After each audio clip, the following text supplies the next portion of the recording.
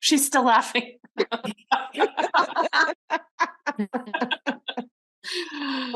That's so funny.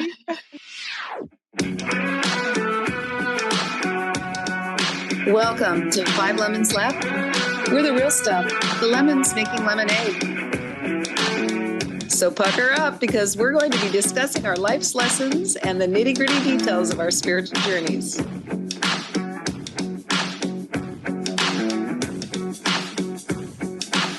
Hey y'all, I'm Amanda. And I'm Drusilla. I'm Melissa. Hello, this is Morgan. And I'm Penny. Welcome to our podcast today.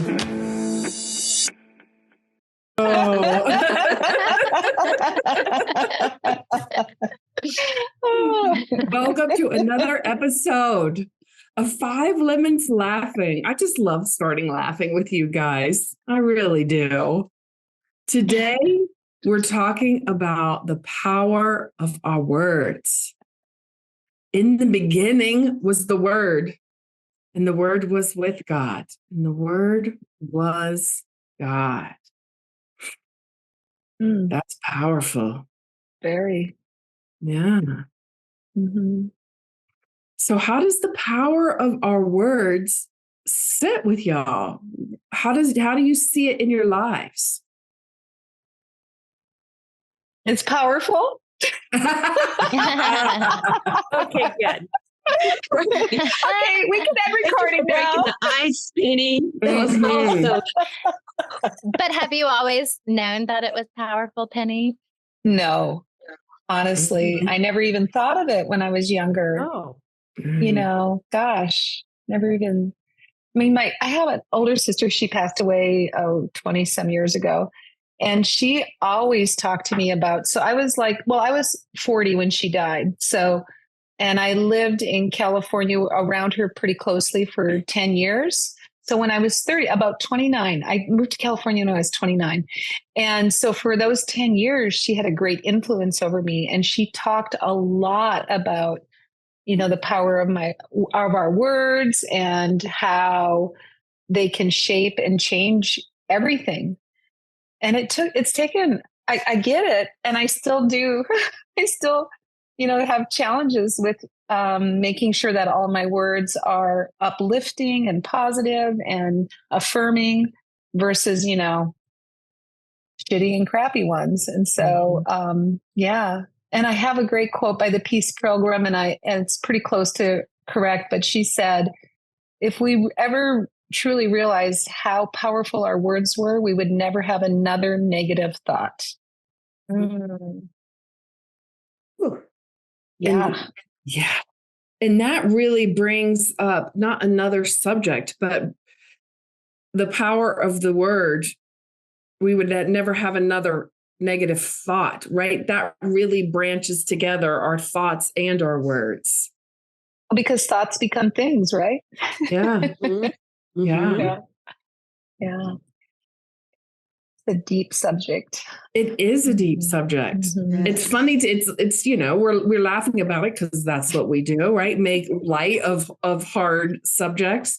But when you really shine a light on that, like it gives pause, right? Gives pause. Mm-hmm. Like, if you were just to take a moment to think back about the words that you've used today, whether they were, the words that you talk to yourself, right? What words did you say to yourself? What words did you say to other people? Yeah, just pause for a second and really just think about that. Yeah. Yeah, I have a confession. Oh, do tell, Drusilla, please. Oh, Drusilla's we're going to call this Drusilla's confession time. I love it. Gosh, but I already corrected it. So, okay. Yeah, I was speaking with someone yesterday about a situation, just trying to consult them on something. And we threw about the word narcissist so many times. And it wasn't until earlier today, I just thought about it and I thought, wow, you know,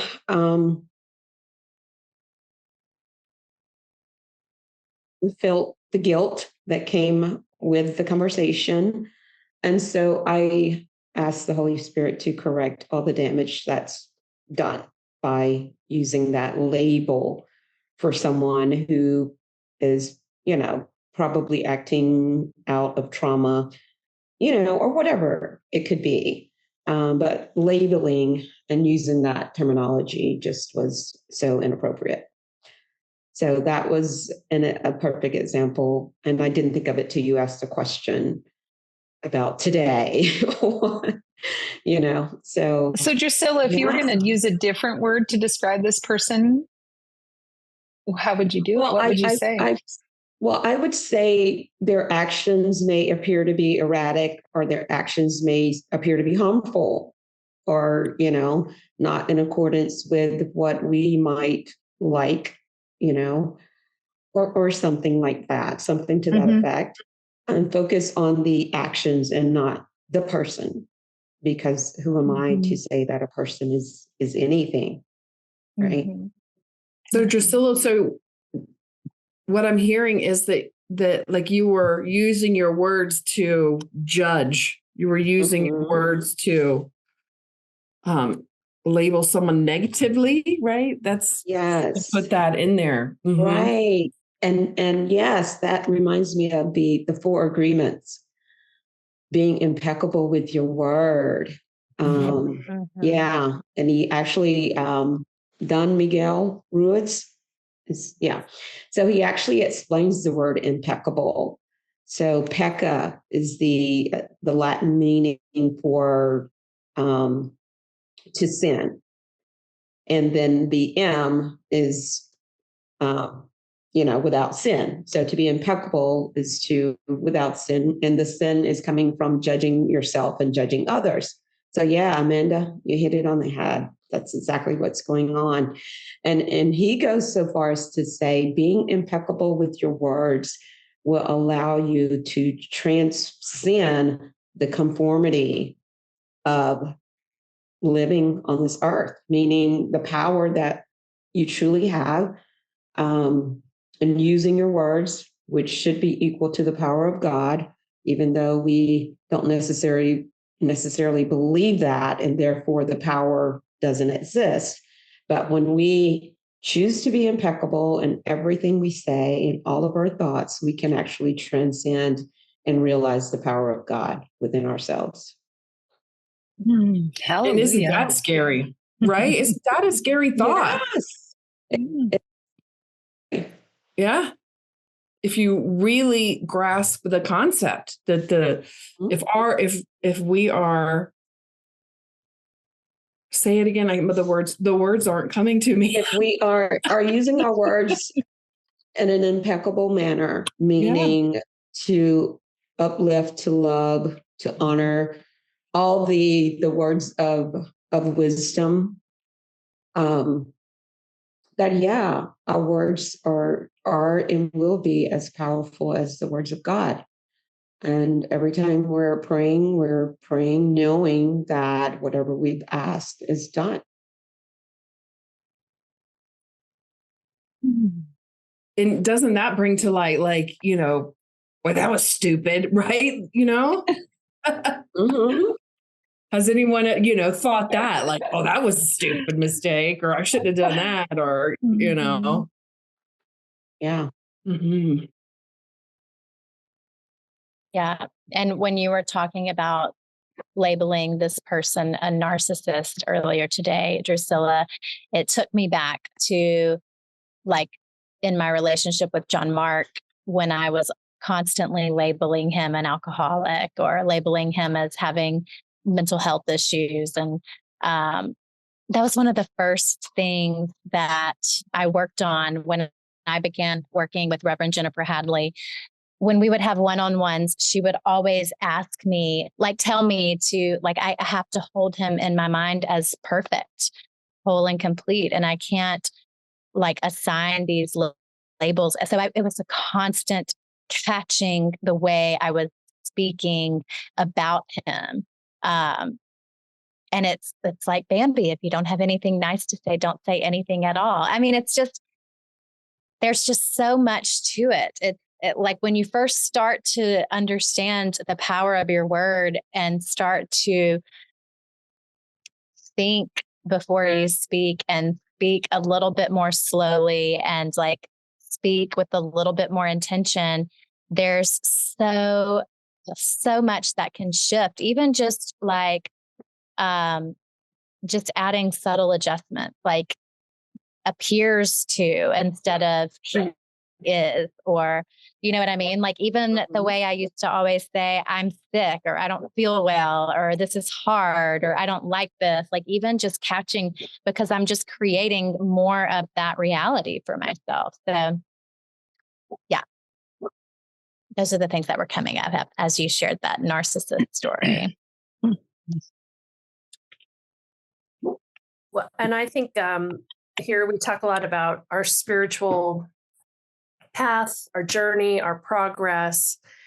And I think this is one of the, I won't put a bad spin to this, but I think it is a challenging aspect of improving yourself and improving your situation on your spiritual journey. I think it is a responsibility.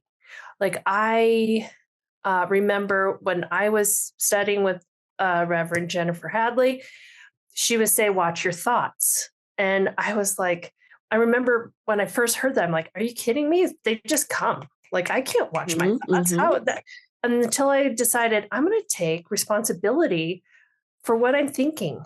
And you can take responsibility. You can change your thoughts. You can slow them down. So it's the same thing for words. You can take responsibility for what comes out of your mouth. And it's not easy. And I'm not saying I'm there yet or anything, but what comes out of my mouth or what I'm saying to myself, I can be responsible for both of those things. I can turn those things around. But I can also be gentle about it. And I can allow it to progress and unfold over years.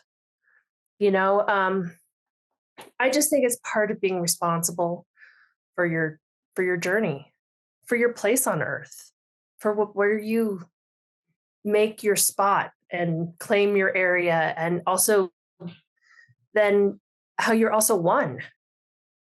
But because we've learned that when you're saying something to someone, you're really saying it to yourself, because we're one.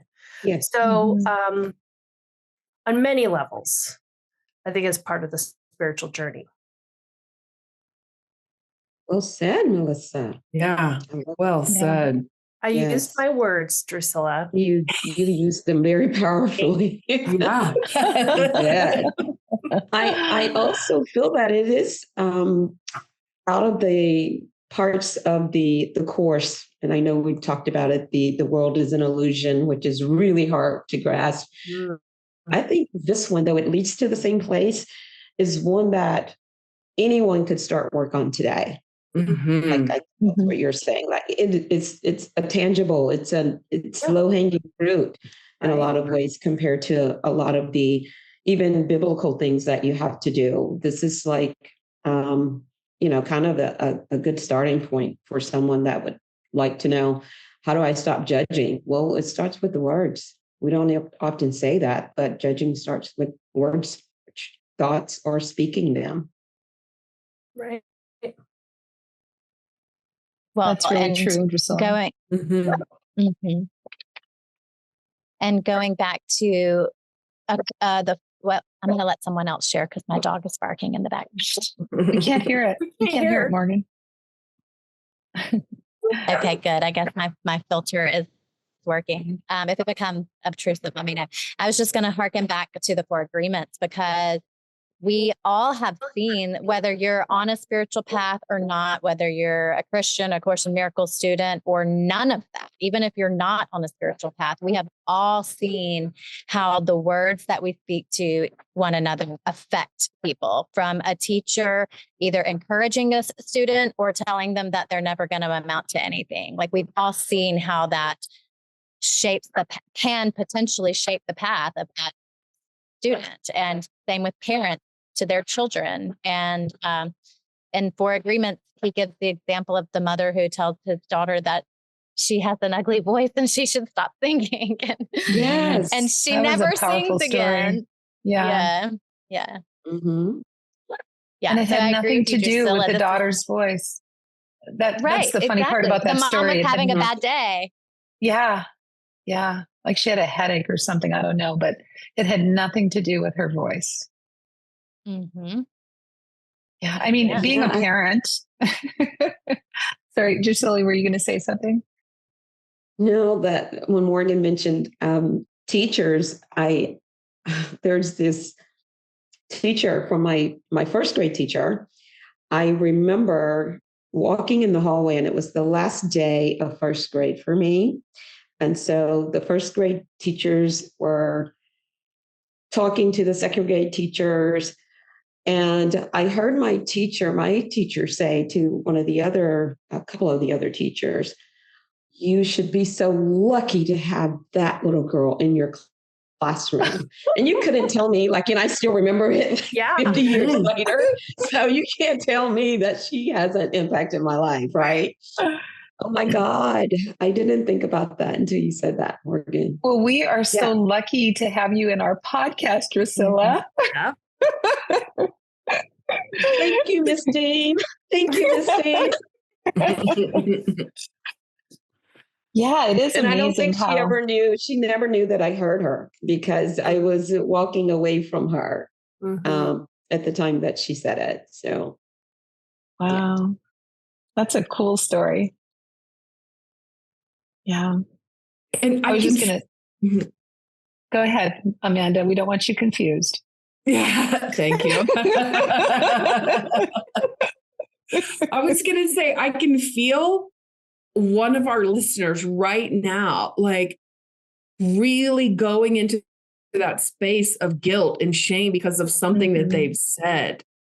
Drusilla, you touched on it just a little bit. You talked about taking it back or cleaning it up. Because I would love to have the conversation about how to clean up our words, how to start cleaning up our words, and this where kind of shame and guilt fall into this conversation. Yeah. So basically, I accepted accountability for it, of course. And I just asked Holy Spirit. I know that was incorrect to use those words, and asked to have it take away any impact that it might have from the past or future in any direction. That's really terrific, Drusilla. In 12-step recovery too, step 5 is admitting to God, to ourselves, and to another human being the exact nature of our wrongs. And making amends comes later, but that kind of reminds me, because there's lots of different ways to do this, right? And yours is probably the fastest, going right to God, asking for forgiveness, right? And what I learned in 12-step recovery from my sponsor, she was just really terrific about amends, is that it's not that we apologize for what we did, but we amend our behavior. So, what you talked about, Drusilla, is how you said, "Oh my gosh, I'm going to use different words. Maybe his behavior's erratic, or maybe he's like whatever." And so you're amending your behaving that person a narcissist versus, so, you're using some different words. So when I learned about amends, and I made my amends because, I'm a parent, I'm a sister, I'm a daughter. I've created a lot of carnage along the way. and when I admitted and took responsibility for that through my 12-step work, I had some amends to make. And so doing my amends, I shared how I was amending my behavior going forward. And I shared that with the people and life, making living amends is where I changed the way I live. And so that's another way to clean it up too. So I just wanted to share that because that's there's some action that needs to be taken to change it. I mean, yeah, it's great to say a prayer and ask God to help you, but then I think as human beings, we also have to take action to make the changes ourselves as well. Because you could, some people might be praying all day long because they keep doing the same thing over and over again. Mhm. And unless they change their behavior, it's gonna, I don't know if I'm making any sense whatsoever, but No, it makes Yeah. great sense. Mhm. So I've shared this before here on the podcast, and it came back to my attention this week. So I on Facebook with a lot of my grade school friends, and I just have had I was a real bully in grade school, a bully. Like these are the memories that these girls have of me. And that's, it's hard. It's hard to look at a picture someone posted of us together as little girls in a hot tub laughing, and I was thinking, are these girls looking at me and just actually hating me because I was mean? And I think for a living amends, I just really do my best not to be that person.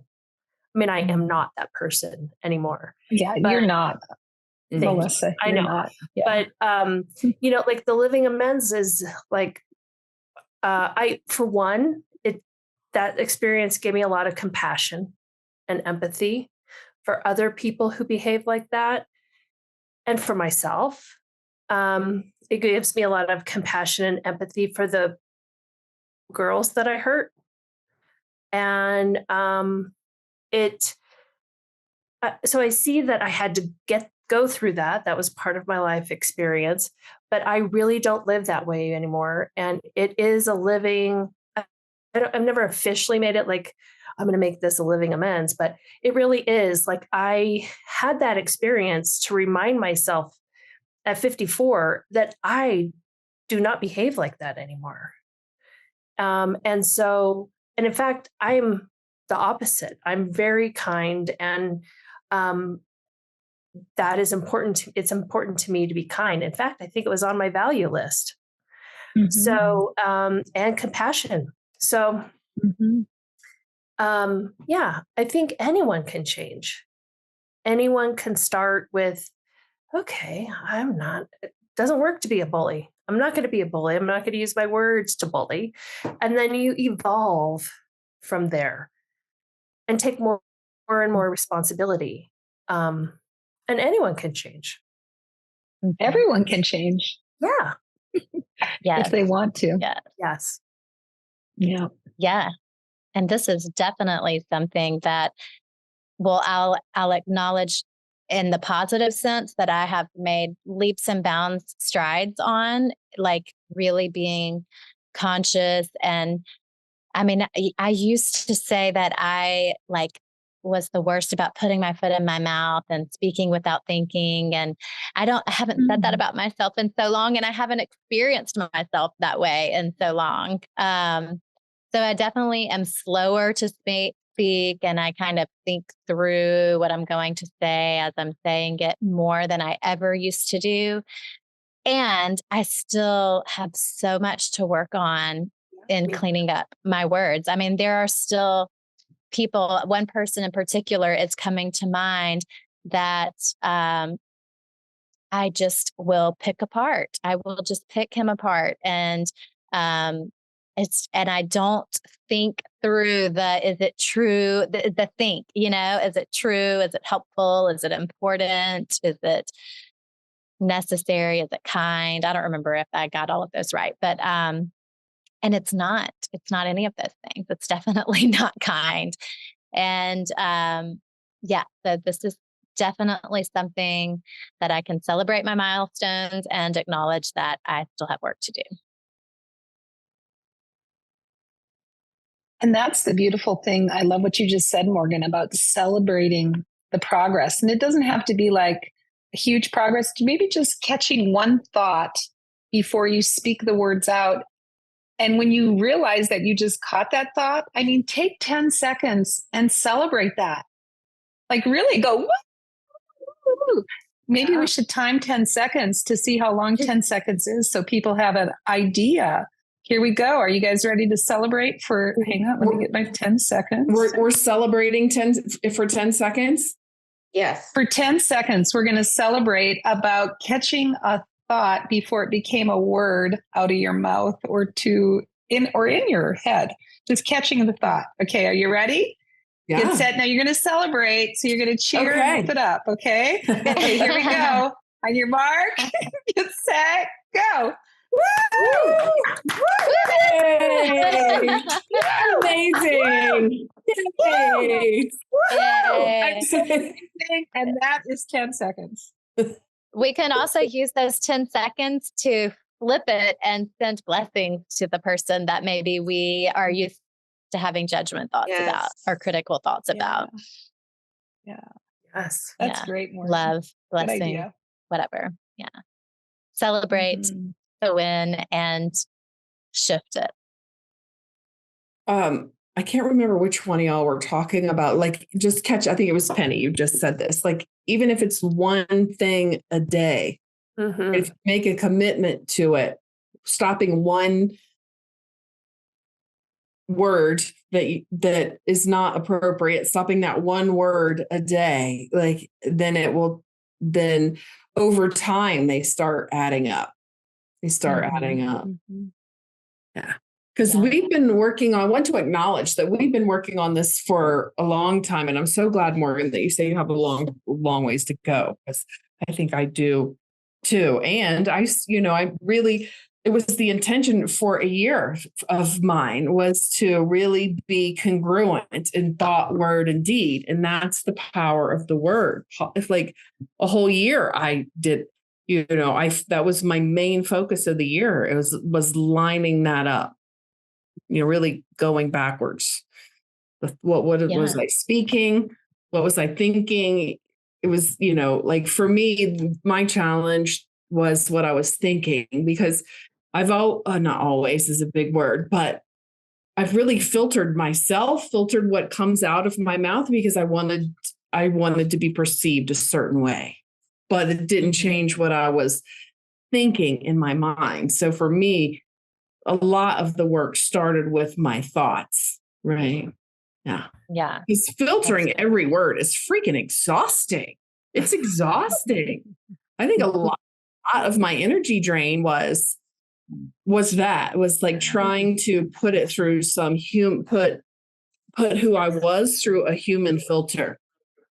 Yes. Yeah.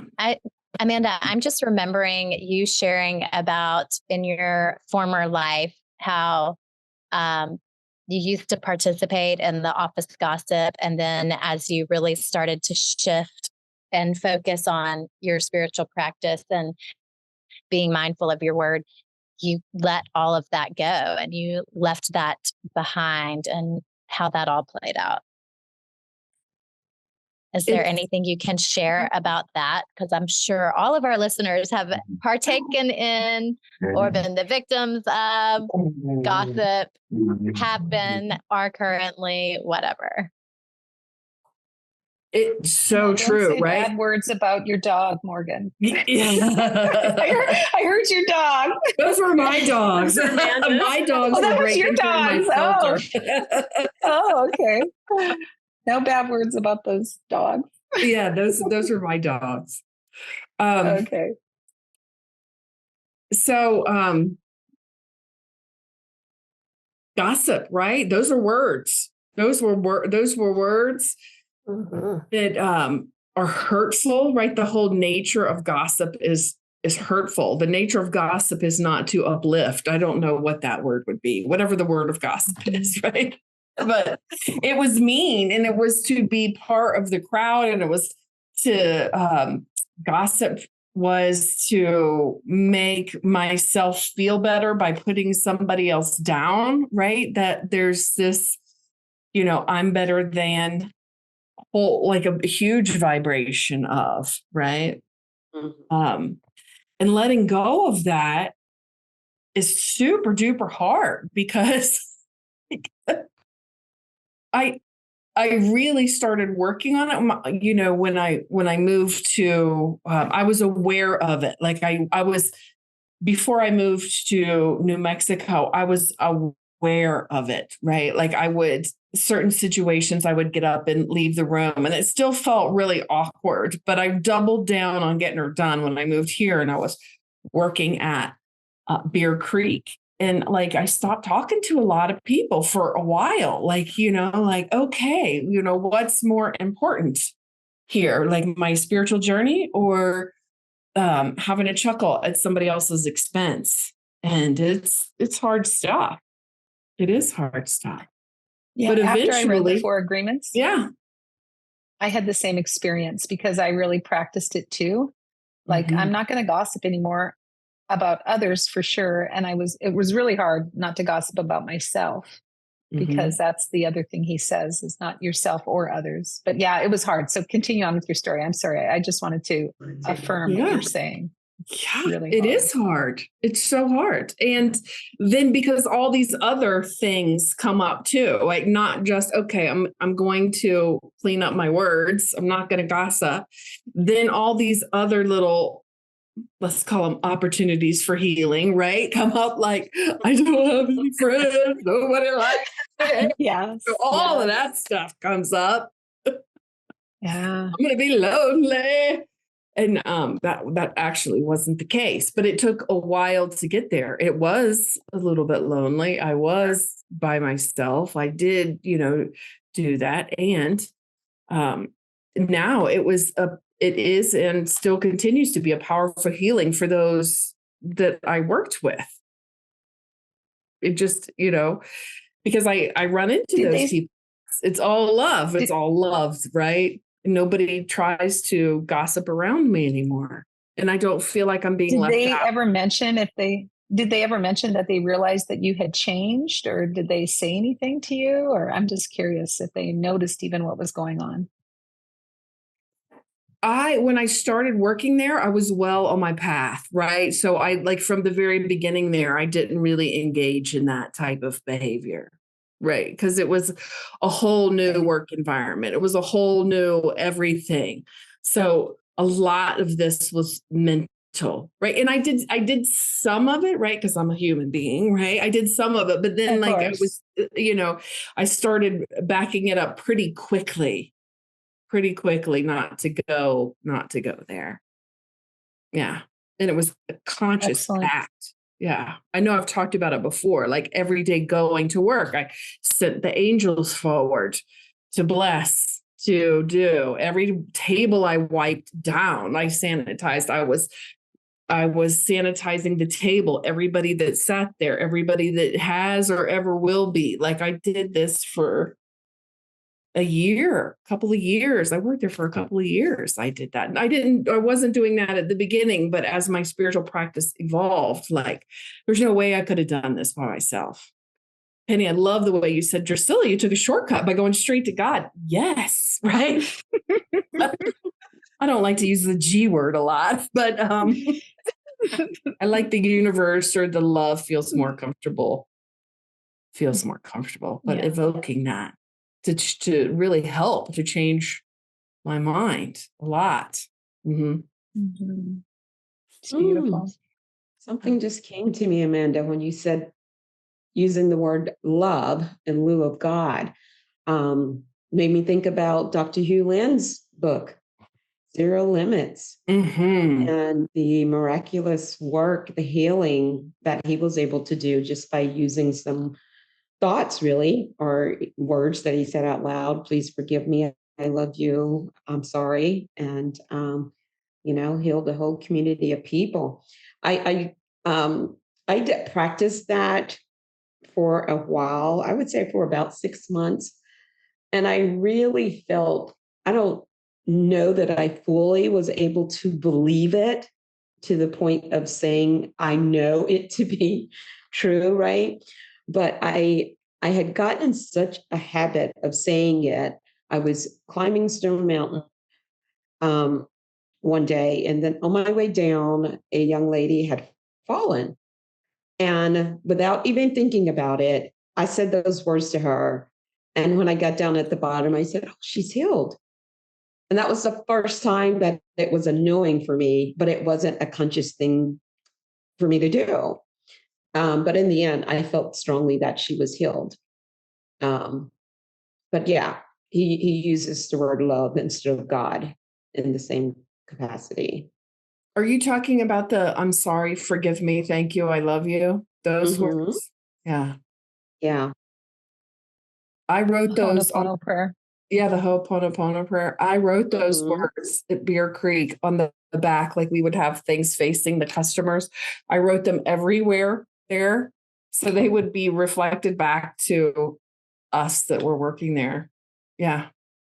Not very many people ask me about them, like, because like we were talking last time about like not forcing our beliefs on anybody else, or not, or like, actually like not talking, like not offering advice and stuff.